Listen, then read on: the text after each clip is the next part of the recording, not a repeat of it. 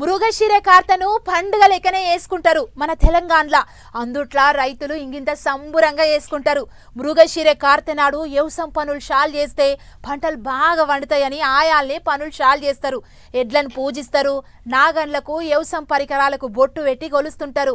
ఇదంతా రైతులకు. కానీ పబ్లిక్ ఇది స్పెషల్ ఏందంటారా? గీ వార్త చూడరి తెలుస్తుంది మీకే.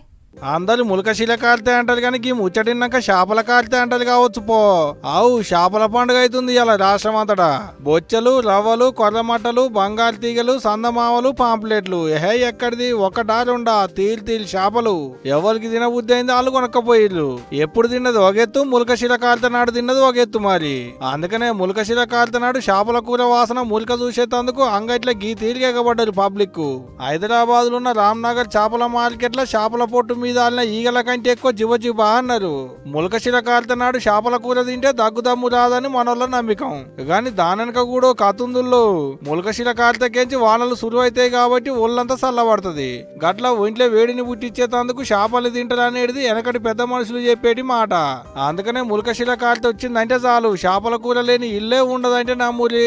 చేపల కొరకు పబ్లిక్ ఎగబడతారని ముందుగానే అనుకున్నట్టున్నారు కావచ్చు. చేపల లోళ్ళు కూడా గట్టిగానే దిగినాయి అంగట్లకు. బంగారు తీగే గ్యాస్ కట్లకు కిలోకు 100 కెంచి 200, బొచ్చలు రవ్వకు 200 కెంచి 300, రొయ్యలకు 300 కెంచి 500. ఒక్కొక్క కాడ ఒక్కో రేటు. మందిని బట్టి మార్కెట్ లో రేట్లు ఉంటాయి. ఇక కొర్రమేని చేపల రేట్ అంటారా, ఇంతకు మునుపు కిలోకు 400 కెంచి 500 వరకున్న రేటు ఇప్పుడు 700 కెంచి 800 అయింది. అయినా తగ్గేదే లేదు, ఎగబడి కొంటున్నారు. ఇంకో 100 రూపాయలు ఎక్కువ ఇస్తే ఆన్నే పొట్టు గీకి ముక్కలు చేసిస్తారు. పట్టకపోయి పొయ్యి మీద వేసుకున్నాడే. ఇక పట్నంలో గిట్టుంటే ఊళ్ళ పోయింటి అడుగు పొడుగు మడుగులన్నీ గుప్పిర్లు అన్నలు. ఏ ఇంట్లో చూసినా చేపల నీసు వాసనే పోండ్రి.